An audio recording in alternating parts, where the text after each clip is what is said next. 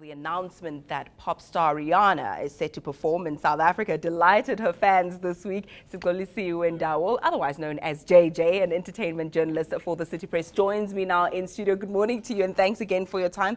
Rihanna is just amazing. What she's accomplished in such a short space of time, especially at her age, makes the both of us look quite bad, I'd say.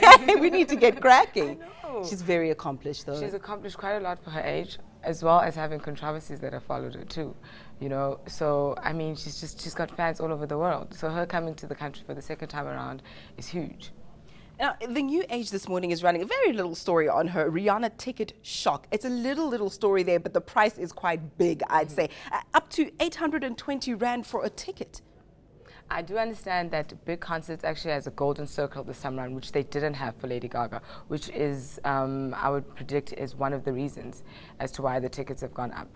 But you mentioned Lady Gaga was also here. I mean, South Africans are well known for taking out a lot of money to watch these international acts. So we're more than likely to support her fully. We're going to pay for it. You know what I mean? I mean, it is Rihanna at the end of the day. She's the girl that gave us the only girl in the world, Diamonds. And now we're crying when we sing the song Stay. So obviously we are going to want to go there and go see her perform.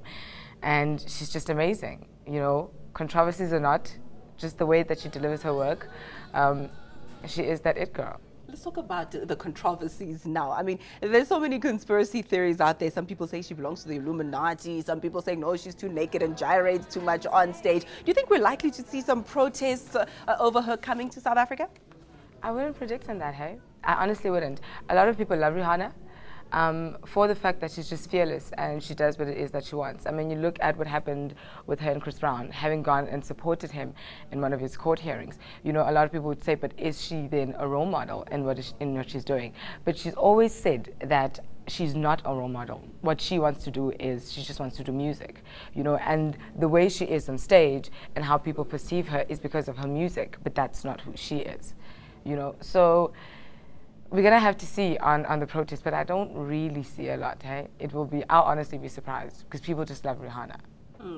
Especially in a country such as ours, where we see the rate of women and children abuse is so high. The femicide in South Africa statistics are shocking. And having a woman who took back her abusive boyfriend, she says he's changed now, etc. What kind of image role model do you think that she would be portraying to South Africans? You've mentioned that she's not trying to be a role model, but what do people see when they look at Rihanna, considering all of that? Considering all of that, you know, they sing a young girl who is being a bad role model, whether she wants to be a role model or not. The fact is, a lot of young kids look up to her.